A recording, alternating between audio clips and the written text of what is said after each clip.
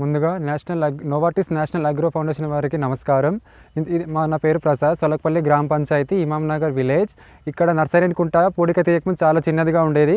పూడిక తీసిన తర్వాత చాలా పెద్దదిగా వాటర్ స్టోరేజ్ పర్పస్ ఇప్పుడు 4-5 ఫీట్ల వరకు వాటర్ స్టోరేజ్ ఉన్నది.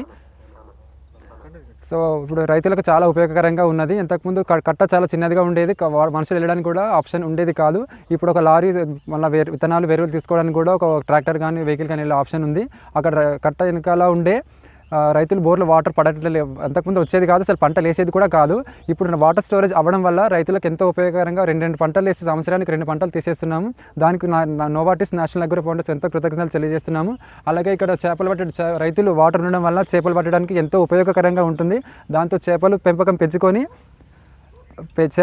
పెంచుతున్నారు. దానివల్ల నోవార్టిస్ నేషనల్ అగ్రో ఫౌండేషన్ వాళ్ళు చాలా సేవలు చేస్తున్నారు. ఇంకా ఎక్కువ చేయాలని కోరుతూ రైతులకి చేపలు పట్టడం వల్ల చాలా లాభాలు వస్తున్నాయి. ఇంకా అంతకన్నా ఎక్కువ లాభాలు వస్తున్నందువల్ల నోవార్టిస్ నేషనల్ అగ్రో ఫౌండేషన్ వాళ్ళు చాలా కృతజ్ఞతలు తెలియజేస్తూ మరొకసారి